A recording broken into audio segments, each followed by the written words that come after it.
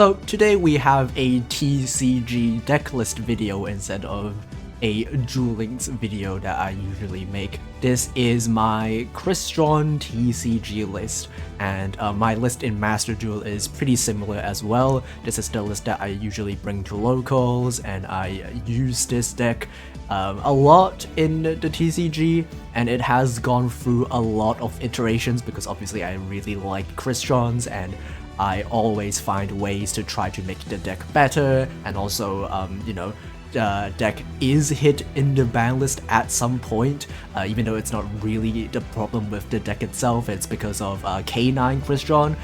It made inclusion go from unlimited to limit 1, and then it's now back to unlimited, so it's really good news for the pure Crystron deck. And there are also other stuff that has been released ever since the new support came out. Some other, not direct Crystron support, but cards that benefit the deck as well. So I've tested a lot of different engines for this deck, because you can play a lot of different engines for pure Crystron to kind of help with the consistency, because if you don't play a different engine, the deck does struggle with consistency. And this is basically the list that I have ended up with after over a year of playing this deck in the TCG. So with that said, let's get into the list. So before I actually talk about the individual cards, I want to give you a sense of how this deck plays. So think of this deck like Centurion, but you can also play Dominus Impulse. So the play style of this deck is high floor, low ceiling combos that can play through pretty much every hand trap. And when you go second, instead of you trying to push through your opponent's board with your own engine, you try to basically throw as many non-engine cards as you could to stop them from making a board that can stop you from comboing. So in exchange for those flashy K9 combos that win the game on the spot, you play a much more low to the ground but resilient combo strategy that aims to hand trap your opponent or just outgrind them if you are able to set up your combo. So we're gonna begin with the one card starters. There aren't a lot of them because Crystron is primarily a 2-card combo deck. We play 3 Smyger, 3 Inclusion, 1 Foolish Burial, and 1 Prosperity. You could not play Prosperity if you think that the deck is consistent enough, but I do think you probably should play 1 single copy. This makes the 1-card starter count to 8, which is not that many, but it is fine because we have a lot of other cards that work as 2-card combos, and this deck is a lot better when you draw the 2-card combos anyway. So obviously Smyger is a 1-card combo because you can normal summon it, and then you can link it up with Clockwork Knight, and then you can banish it to grab Inclusion. Inclusion grabs Salvador. Salvador can pop the Inclusion and then send 2 Crystrons from deck, and that's a full combo. But Smyger on its own is pretty bad into a lot of hand traps. Pretty much any hand trap under the sun can stop the Smyger 1-card combo. Like a Veiler on the Salvador, Ash, Droll, Nibiru, just anything, like all the Mochamis. So it's ideally you want to draw Smyger with another one of these 2-card combo enablers, in which case Smyger is a lot better. Smyger is one of the best 2-card combos that you can draw, so we're still playing 3 copies. Inclusion is just a ridiculous card. I'm so glad it's back to 3 copies. This card basically just gets you anything, because when you activate this card, you search any Crystron card from your deck to your hand. This card is extremely flexible, so depending on what else you draw alongside the Inclusion, you can either grab combo, or you can grab something like a Tristaros and then normal summon the Tristaros, and then now like the rest of your combo is insulated against pretty much everything your opponent has, no matter if you go first or second. And also, if you activate Inclusion at the very beginning, it also plays around pretty much every hand trap, because if you get drolled, you can still summon the Salvador, send from your deck to the graveyard, and then just play from your graveyard. You don't even need to search anything. If you get Shifter, the Lancia, if people play those cards, Inclusion can still grab a Tristaros or grab a trap, and then you can just summon the Tristaros, set the trap, and pass with some amount of hand traps in your hand, and that's still pretty good. And you oftentimes go through 2 copies of Inclusion in some of your combos if you draw a lot of Crystron names in your hand, because you can activate one and then send the other one to your graveyard for follow-up if you have extra names you want to send off of Salvador and you already have everything. So overall, a really good card in general, and also it has like a secret effect that prevents your opponent from destroying your stuff by battle, which is pretty funny when it comes up, but usually doesn't because it usually won't stay on the field. One Foolish Burial just sends anything to the graveyard. Usually it can send a Smiger, and Smiger is like a 1-card combo, or if you have other stuff in your hand, you can send a Self-Fafnir, and that plays around stuff like draw a bit better. But this is basically just a generic searcher for anything that you're missing, which is pretty nice. Prosperity is just more consistency because we are playing a lot of situational extra deck cards. Like, not every single card in the extra deck comes up every time, so you can usually always banish 6 for Prosperity and then grab whatever you need. Post side, this grabs broken trap cards that we have in the side deck. But even when we go first or second, this is a really good card. And there are plenty of redundant extra deck cards that we can banish with Prosperity, so that really isn't an issue. So now let's talk about the 2-card combos. So this is a 2-card combo deck, so the best cards in the deck are the 2-card combo enablers. We're playing free Tidal, so people usually think that Tidal is not a very good card. They feel like other stuff like Terratop or the Millennium things, or I don't know, Horrors or Mitsurugi, those feel like they are just way better supplementary engines than Tidal, because all that Tidal does is it sends itself plus another water from your hand, and then it Foolish Burials anything from your deck, which doesn't sound that good, because when you can be activating something like a Terratop instead, Terratop can grab Take Tomborg, and then you can make the link to Cherubini, and then that sends a Smiger, so that's like a 1-card combo that also gives you a free link to. Like, those sound a lot better, but in practice, first of all, Terratop just doesn't allow you to play Impulse, because Impulse locks you. Secondly is that because we're playing such a low ceiling but high floor deck, Tidal is by far the best consistency boost that is available for this type of deck, because the thing about Tidal is that it plays around pretty much every single turn-ending hand trap. Like, think of Droll or Nibiru or all of the Mochamis. Tidal plays around every single one of them. In stuff like Millennium or Terratop, those lose to stuff like Perulia or Fualos, or it gives more summons for Nib, so they can Nib before you set up. They can, if you have a Synchro, they can chain Nib when you try to pop the Synchro, and that's really, really bad.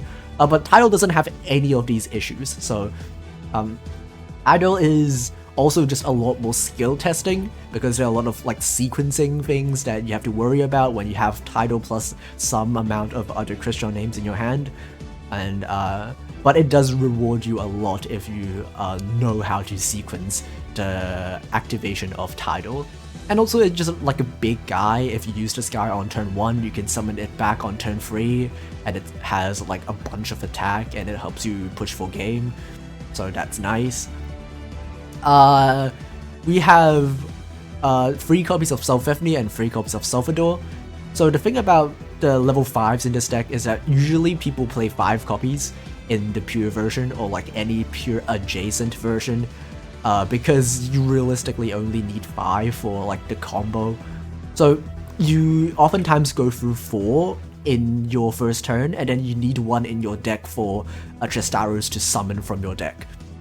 right? So 5 is like the sweet spot for the amount of level 5s, but because of two reasons we're playing 6 copies. First of all is that we just need more names, because Salvador, even though it's not a really good starter, it is a way for you to get into combo, and this deck does struggle with consistency, so playing more Salvador doesn't really hurt that much. And secondly is that this version of the deck is a really grindy deck. Like, you really need to manage your resources really well in order for you to outgrind your opponent. And there's like a lot of things you have to manage in terms of like stuff that you need in your deck. You need like a decent amount of level 5s in your deck. You need to have access to your tuners. You also need a constant stream of Elskeletus that you can summon. Otherwise, if both of your Elskeletus are in the graveyard, you are basically cut off of recycling your trap. But if you have like one in your extra deck and one in your graveyard, what you can do is shuffle back one with Cluster, and then if Cluster ends up in your graveyard or ends up banished, you can add it back with Elskeletus and then reset the trap, and then you can just do this over and over again as like an advantage loop that you can do infinitely. But that pretty much means that Cluster needs to shuffle very specific cards depending on the situation, and that is really skill testing and really kind of annoying to manage when you have like multiple cards that you want to shuffle back. So just having more level 5s means that you don't have to worry about shuffling back the level 5s as often, and you can use your shuffle backs for like a synchro or like a tuner instead, and you can still have enough level 5s in your deck. I don't know if that makes sense, but it will if you actually play this deck. Crystron, even back in like Duel Links when the deck was tier 1 in 2021, it really tests your ability to manage resources in your deck. So just keeping track of what names you have left in your deck is really important. Otherwise you will run out of resources, and even if you are able to stop your opponent from comboing, you won't be able to do a convincing follow-up in order for you to, you know, keep the advantage going. So Self-Effida is technically the better one of the two of the level 5s, because Self-Effida doesn't lock you.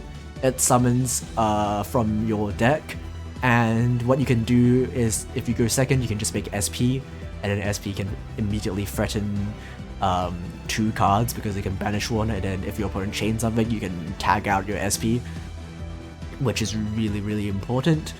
But in Master Duel specifically, Self-Effida does play into Max C pretty badly, because you summon the Self-Effida, and then the Self-Effida summon another guy from your deck. So you're giving your opponent 2 draws whenever you try to activate the effect of Self-Effida. So in Master Duel specifically, if you only want to play 5 level 5 monsters, you might want to consider playing 2 Self-Effidas and 3 Salvadors, because Salvador doesn't really play into Maxi that badly. But in Master Duel, I still play 3 of each, so that really isn't that big of a concern. Salvador is the worst of the 2 level 5s. It has worse 2-card combos than Self-Effida, because you need to pop from your field. So if you draw Salvador alongside like a Smiger, or worse, like a tuner, you are forced to basically normal summon, and then you use your Salvador to pop your normal summon. And if your normal summon as a tuner, it's really bad, because you are basically doing a 2-card combo that loses to Imperm. But it's still pretty good as a part of a 2-card combo. If you draw this alongside Inclusion, it's really good. If you draw it alongside Tidal, it's really good. If you draw it alongside Self-Effida, it's less good than drawing alongside with Tidal, but it's still good. Now let's talk about the tuners. 2 Tristaros and 1 Citri. Some people play 3 Tristaros because Tristaros is a really good card to do as your first normal summon. Like, at the beginning of your turn, you can just normal summon the Tristaros, and then your opponent is immediately hesitant to activate any interruption when you try to combo, because if they do, you just get a whole bunch of advantage just by having the Tristaros, because whenever your opponent activates a counter effect, you just tag out itself plus any Crystron monster from your deck, and then it makes a synchro. But 3 tuners total is kind of like the sweet spot, because these are normal summons if you draw them, and Smigo is already a potential normal summon, so you don't want to have too many normal summons. Like if you draw Smigo plus a Tristaros, it's really bad because you can only normal summon 1 of them. So 2 Tristaros and 1 Citri is kind of like a good ratio that you could play. Or, you know, alternatively, you could play 3 Tristaros, not main deck Citri. You can put Citri in your side deck. But the deck kind of struggles with a good enough end board if you don't have Citri in your deck. So if you go first when you are on game 1, if you don't have Citri, you kind of struggle to put up enough interactions a lot of the times against a lot of decks. So having this in your main deck is pretty good. For the bricks, aside from the Citri, we're also playing 1 Fistburn and 1 Cluster. Technically, you can play the deck without Fistburn, but Fistburn just makes a lot of the combo lines better, and also just having Fistburn in your deck allows this deck to have combo lines that play through pretty much every hand trap. It makes your combos a lot more resilient to pretty much everything, and it's also not that bad to draw if you draw this alongside Tidal or Inclusion or Self-Ephria or Foolish Burial. So it's not really that big of a brick a lot of the times. But Cluster is much worse brick because you can't discard it for Tidal, and also you can't pop it with Sulfur because you have to set it.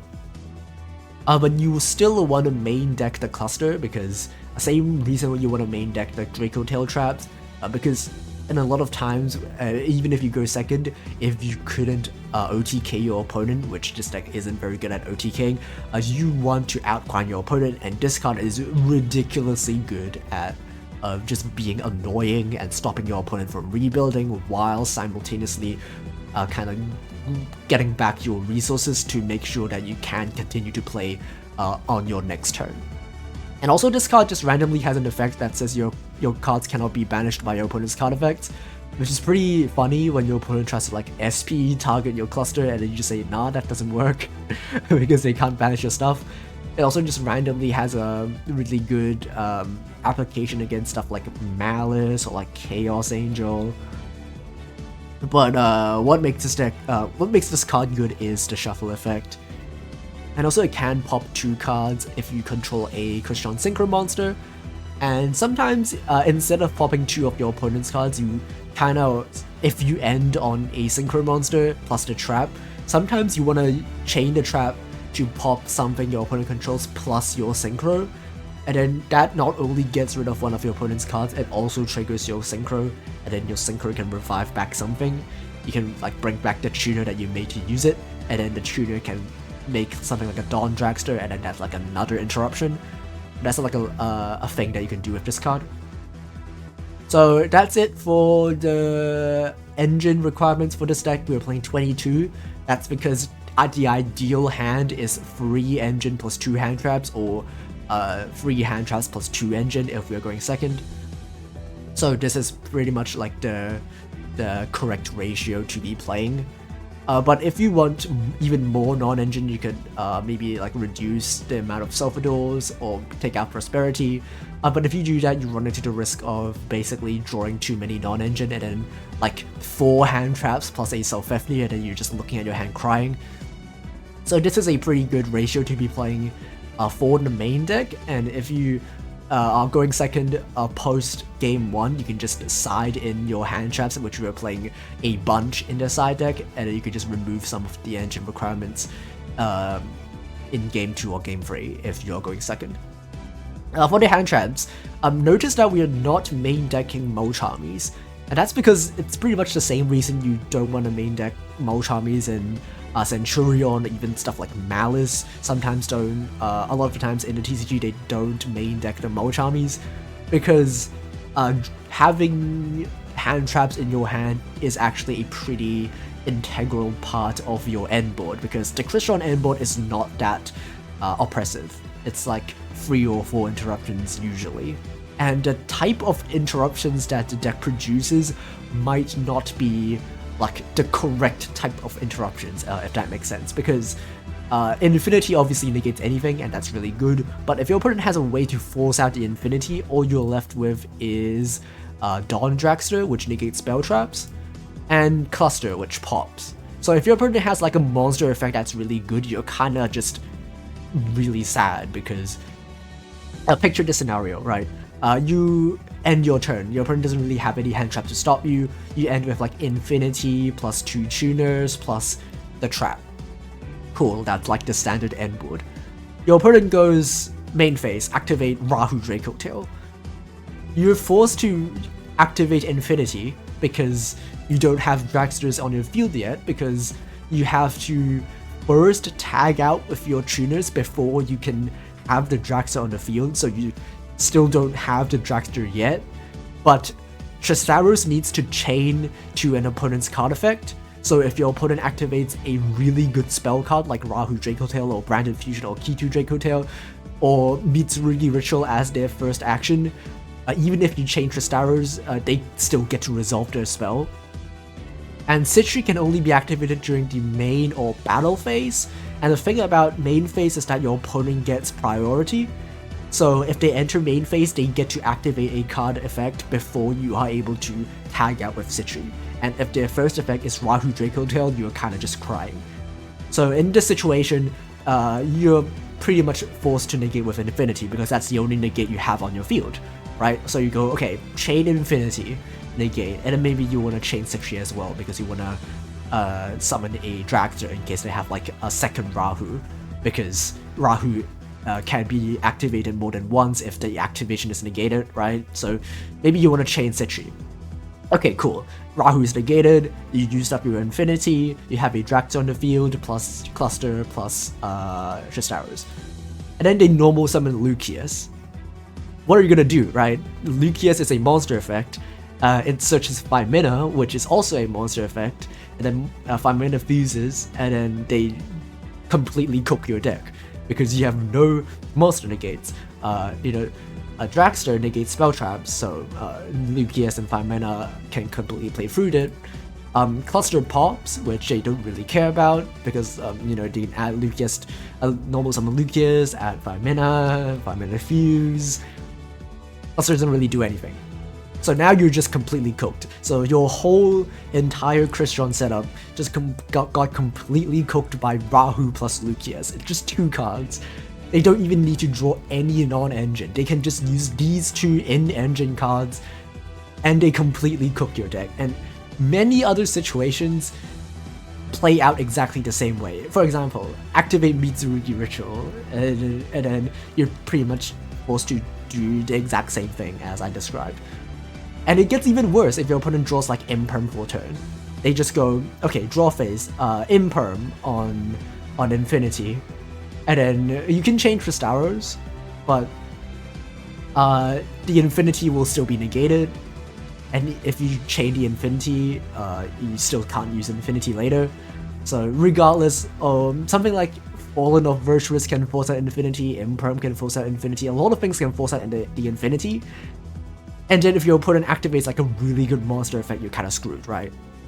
So this is the reason why you really need hand trap non-engine, because hand traps can kind of bridge the gap of the kind of vulnerabilities of your end board with stuff like monster negate. So that's why we're playing free Mona, free Veiler, free Imperm, so we can actually negate monster effects. And the bonus things about Veiler and Imperm in this deck is that because you don't need to respond immediately to your opponent's activation, what you can do is they normal summon like, I don't know, Ice Rizio or Lucius, doesn't really matter.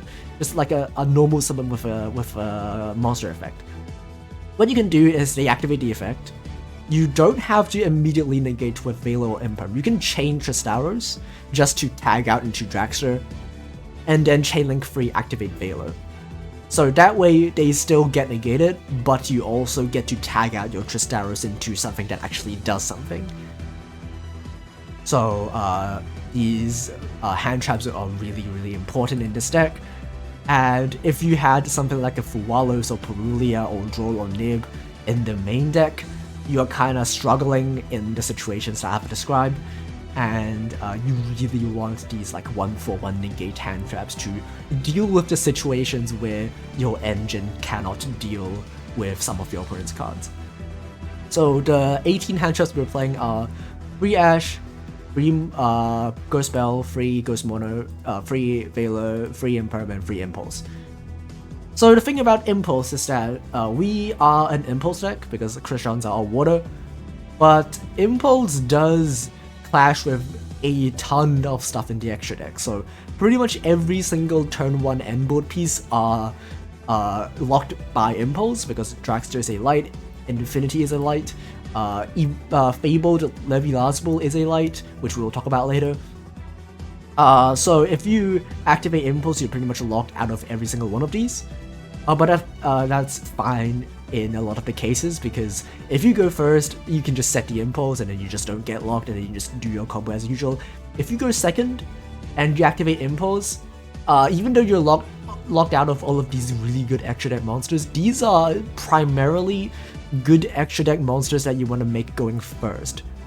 So you're kind of still fine if you go second and you don't have access to these things. The only thing that kinda hurts is not having an Infinity, because Infinity is a pretty good card going second as well if you could make it, because it gets rid of one of your opponent's monsters. But you still have a lot of options where you go second. You can still make SP. SP is a dark. SP is really good going second. You can still make Corian Gandrax, and this card banishes a bunch of your opponent's stuff. It breaks a lot of boards. And you can still loop Cluster, because Cluster is just an archetype trap. High Speed Road Chanbara is a wind, so it does get locked, but the double attack effect is not an effect that activates, so it can still attack twice under Impulse, so that's still pretty good. So basically what I'm trying to say is that Impulse doesn't really hurt that much, but you really have to keep in mind that the Impulse lock is a thing that exists, because if you cannot kill when you go second, you can't just make the usual turn 1 board to pass turn, because Dragster doesn't work, Infinity doesn't work, so you're kind of just forced to end on SP plus Cluster plus like a Synchro on the field. Like you can quick effect make Courier and Gandrax, but that's about it. There's a lot of just pretty much 0 negates in your end board.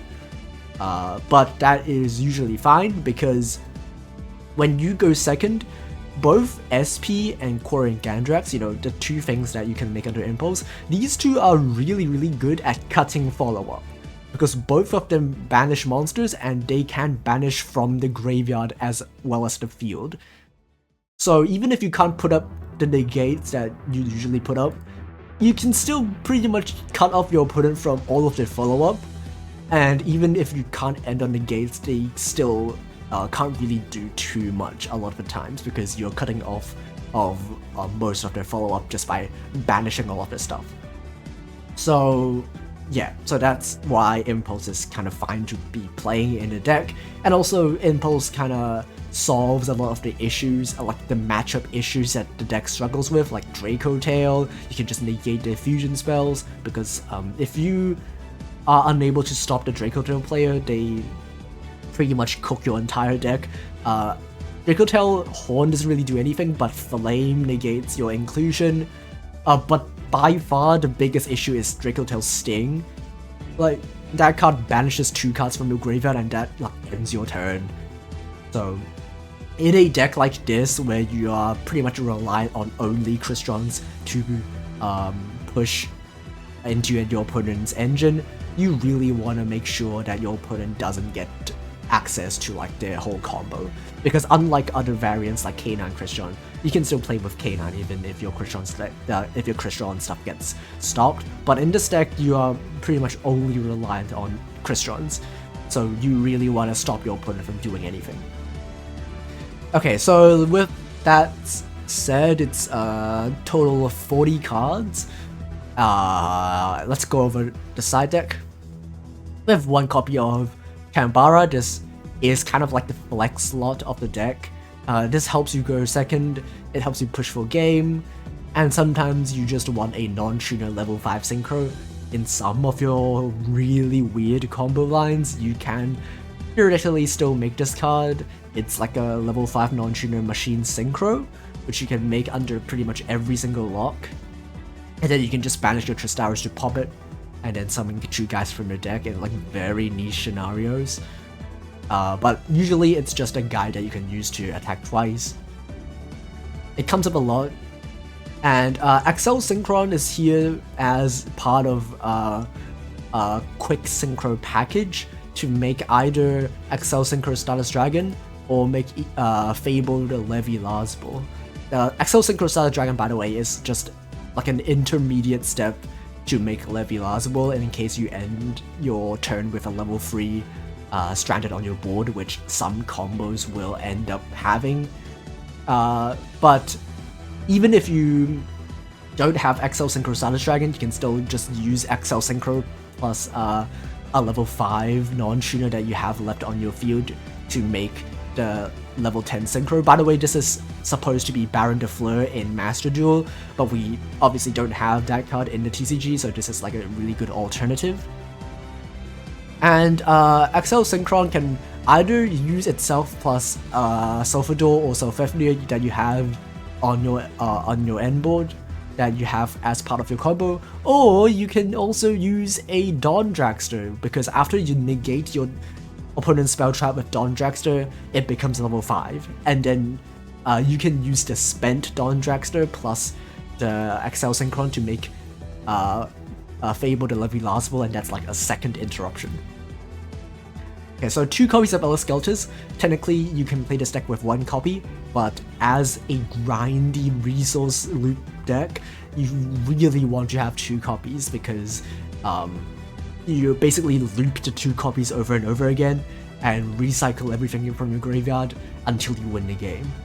And again, same reason that we play 6 level 5s, having 2 copies just makes the option that you shuffle back with Cluster a lot more flexible. So if we have the extra deck space, which we do in this deck, you will want to play 2 copies. So this card, other than just being a really good a combo piece because it adds something back, and then when it gets popped by Tristaros, you summon another guy, it's just a really good guy to beat your opponent with. Oftentimes when you go second, you just have this guy on the field and then you just punch your opponent, because for whatever reason, it has like the Harbakiri attack reduction effect. So it says all monsters your opponent controls loses 500 attack and defense, which basically lets it beat over 3k attack monsters, because it effectively has 3100 attack. And it really helps you kind of clean up boards where you already simplified the board state and you just want to beat over your opponent's stuff.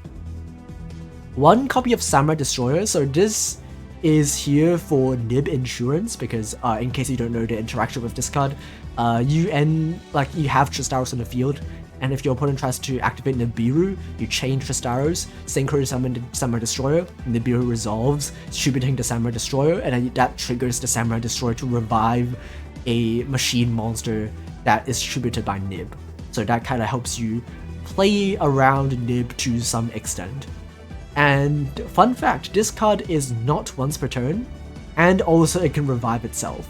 So a funny thing you can do with this card that I do a lot going second is you just make this card against your opponent's board, and if your opponent chains something like a Murakumo to try to pop it, you go thumbs up, okay, Samurai Destroyer gets destroyed, and then Samurai Destroyer effect, target itself, summon itself back. And then I have times where my opponent tries to destroy it multiple times, they like fallen and the Virtuous try to pop it.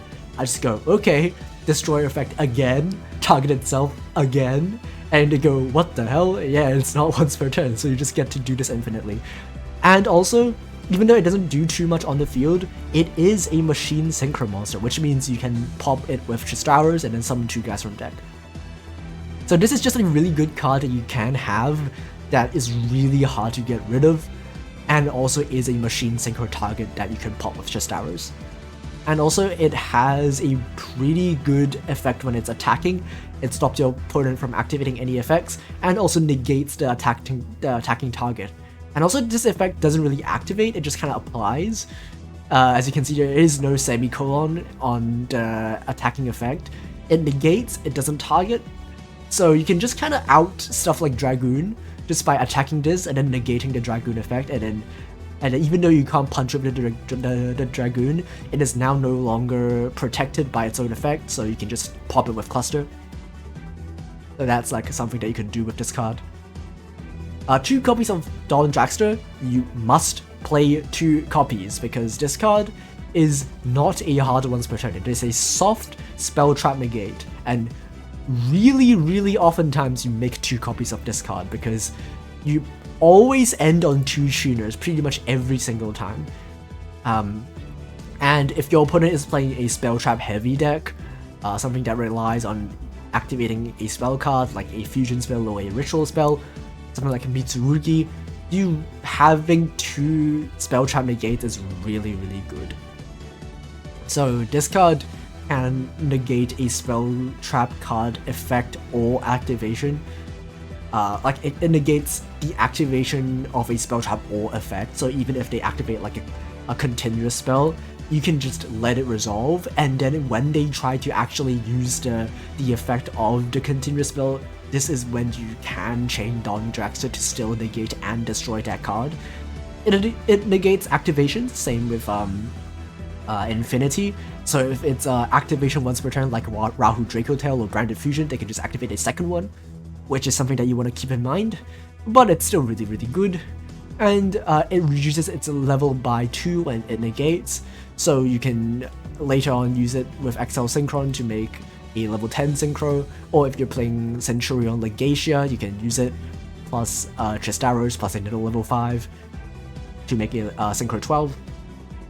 And fun fact about Dawn Dragster, it has 0 attack as its original attack, which means you can revive it with Clockwork Knight. That's right, Clockwork Knight revives any machine monster with 1,000 or less attack. And Dawn Dragster is a legal target for Clockwork Knight, and it will have its spell trap negate up, so even if you have gone through both Dawn Dragsters, you can still revive the Dawn Dragster with Clockwork Knight if you still need the spell trap negate. So that is something that you can keep in mind with this card. 1 XL Synchro Stardust Dragon and 1 Stardust Dragon, because you need the Stardust package if you want to make the level 10 Synchro when you have a level 3 on your end board. Because some of the combo lines, I won't go into the combo lines in detail in this video, because this video is already long enough. You end with like Fistburn plus 2 tuners. Even though a lot of the times the Fistburn can be replaced with a Sofador, sometimes you just need like the end board needs to be a Fistburn, because either you normal summon the Fistburn or you need to use the effect of Fistburn to pop a guy to summon the tuner from your deck. So like in some combos you will end up with a Fistburn on the field. In which case, instead of using XL Synchron plus a level 5 to make the level 10 Synchro, you can just use XL Synchron plus a level 3, make XL Synchro Stardust Dragon, revive Tristaros, immediately tag out, make the level 10 Synchro, and also have it protected by your opponent's activated effects, because that's what it says on the effect of XL Synchro Stardust Dragon, as like kind of a bonus.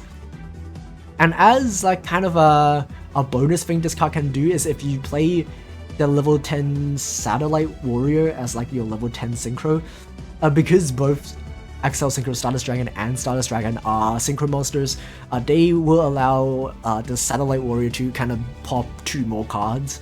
But we're not playing that, so that doesn't really matter in this deck, but it is something that you kind of want to keep in mind. You can theoretically replace these 2 with something else like a Typhon or like a Chronomaly Vimana, but having these 2 in your deck just smooths out a lot of combos that this deck can make.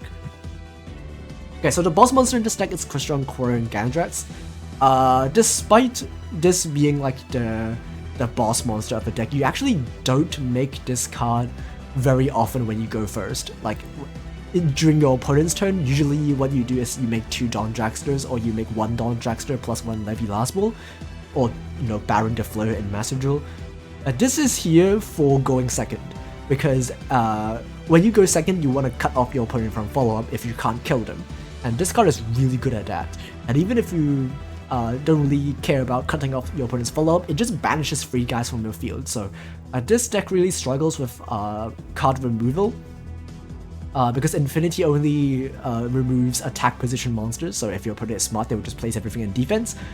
SP Low Knight is something that you don't make every single time when you go second, because if you are machine locked, you can't make this card, but Quarian Gandrax not only can be made under the machine lock and banishes free cards, it also is just a machine synchro monster that you can pop later on with Tristaros, or it enables you to pop 2 cards with Cluster, so it just synergizes really well with the rest of your Crystron deck. So this card is still really good, even if you don't make it a lot when your opponent's turn is going on. Finally, for our last synchro, we need to play a good level 10 synchro. So in Master Duel, this will be Baron de Fleur. In the TCG, Fable the Levilasble is a pretty good alternative. This is a generic level 10 synchro. It is basically a non-targeting Widow Anchor. Once returned during the main phase, you get to tribute this card. It doesn't tribute for cards, it tributes for effect, and then you steal your opponent's monsters and then negate their effects. So this doesn't target, which is pretty good, and also it, again, kinda fills in the role that I've talked about with how, you know, Dawn Dragster only negates spell traps and Infinity is super easy to bait out. And if you know, other than relying on the hand traps to negate monster effects, you can also use this card to negate your opponent's monster effects. But you do need to basically, your opponent needs to allow you to do some actions before this card is available. So if their first action is like a normal summon and then they immediately use the effect, you still need to rely on the hand traps to actually negate that normal summon, so that's why the hand traps are here. But if your opponent kind of activates some like useless effects, quote-unquote useless effects that you don't really care about resolving, you can use this opportunity to tag out the Tristaros, make the Exile Synchron, and then make the Levilasble, so when they actually commit to something that you want to negate, you can chain Levilasble to steal the monster and negate it. And also the steal is permanent, so if you get to steal something really good, you just get to keep it, which is pretty nice. So that's all the synchros. We were playing 1 Nova, 1 Infinity. Obviously just a really good part of the end board. Having an Omni Negate is pretty important. And the attack position monster sucking effect is also pretty nice, but usually this only works on game 1, because on game 2 and game 3 they will just put everything on defense. I guess it works on like Link monsters, but that doesn't really matter too much usually, but it's still a pretty nice effect to have. And 1 copy of Clockwork Knight, because you know, if you only draw Smiger, you want to link this off. Even if you have some of your 2-card combos, some of them still go through Clockwork Knight, because you still want to link off your Smiger that you have on your field. And also Clockwork Knight is a link 1 that you can make with SP, because if you go second, you really want to have the banish effect live on SP, and Clockwork Knight is like the easiest way that you can trigger the effect of SP.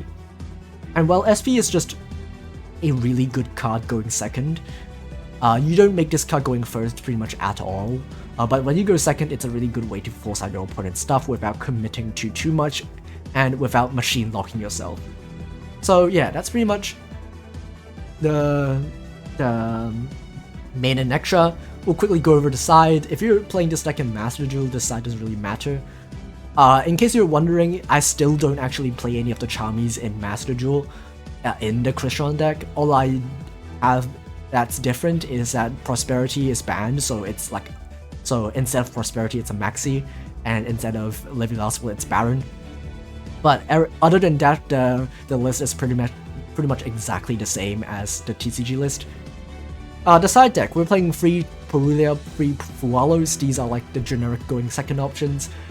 You will be replacing some of your engine cards with these Molcharmies when you go second, as well as some of the hand traps that aren't very good in the matchup. So it keeps your non-engine count high while also just having enough cards that you can actually combo with. And the Molcharm is also draw cards, which is kind of a consistency boost if you go second. 2 draw, 3 nib, these are just really good turn-ending hand traps against specific decks. Like, draw is really good against Radiant Typhoon, nib is against like a whole bunch of other decks like Malice, and also nib is a lot better when you have other hand traps, right? If your opponent is playing like VSK9, they have a Ripper up, and they think they're all smug and happy because they can't just negate the Nibiru. But if you have a Nibiru plus a Veiler or an Imperm, or even if you just, Ghost Mourner the Ripper on summon, now they no longer have a way to negate the Nib, so you can just wait until end of main, nib the entire field, and just be very, very happy. And finally, we have the 4 trap cards that we decided going first. These are pretty much just really good turn 1 options that we can replace some of the less effective hand traps with when we are going first. 1 Judgment, because we have 1 slot left. By the way, we don't really want to play Called by the Grave or Crossout or even like Talents, because Crystrons, like this version of Crystrons, plays through pretty much every single hand trap good enough, so we don't really care about negating your opponent's hand traps. We can just let them resolve and we can still play through it pretty well. So instead we're just playing like really good trap cards like Solemn Judgment. Again, kind of bridges the gap of the type of interruptions that the deck can put up, because this also negates monster summons. And finally, the goo of the deck, which is 3 copies of Spiritual Water out our way. This card is ridiculous. This allows you to tribute a water monster, look your opponent's hand, and then rip a card and send it to the graveyard. So, yeah, hand rip is obviously really, really good, right? It just takes out one of your opponent's best cards in their hand. But the hand knowledge is ridiculously good in Crystrons, because Crystrons is such a reactive deck. Like, you can kind of make your end board differently depending on what your opponent is playing and depending on what your opponent has drawn for turn. So if you are able to resolve the Aoi to look your opponent's hand, you can decide if you want to make 2 Dawn Dragsters or 1 Dawn Dragster plus 1 Levy last board, or even like a quick effect Korriban Grand Gandrax to banish 3 monsters. You can make this decision based on what your opponent has in their hand just by using the trap to look at your opponent's hand. And if there is something that you cannot deal with your end board, you just rip it out with the 1 copy of Aoi. So this card, even though it does require you to tribute a water monster, it's so ridiculously good. Just having the hand knowledge is just so good in this deck. So yeah, that's pretty much it for this entire deck. Maybe one day if I feel like it, or if enough people are interested, I might do a combo guide, because this version specifically is really, really skill testing. There's a lot of like different tips and tricks you can do with the 2-card combos, 3-card combos, or even 4-card combos. Because this deck isn't really that high in terms of like ceiling, there are a lot of different sequencing tricks that you can do to kind of play through different types of hand traps. You can bait hand traps out by sequencing your cards in a very specific way. There are like tips on how you play around all the charmies, play around draw, play around nib, and play around your opponent that is smart to hold their hand traps for their own turn and then use their hand traps to break your board. So those will be in a different video, because well, this video is almost 50 minutes already, and I feel like I've already talked enough about this deck. And let me know if you are interested to see more of this deck in action, because if like I could play this deck in Master Duel, and then even though I won't be able to side in Master Duel, it's still a pretty good representation of how the deck plays, because the main deck is pretty much exactly the same. And I might also make videos on like different variants of the deck, like Fiendsmith or Mitsurugi or like other yeah, even like Elf Mode Crystron is like a thing that you can do. Like Elf Mode can bridge into Crystron thanks to a card called Jade Dragon Mech, which sends Tristaros to the graveyard. Or, you know, there's like a lot of different engines that you can play which are pretty interesting. Even though I feel like, you know, aside from K9 Crystron, which is more like a K9 deck than a Crystron deck because like it plays 1 Synchro monster and 10 Xyz monsters.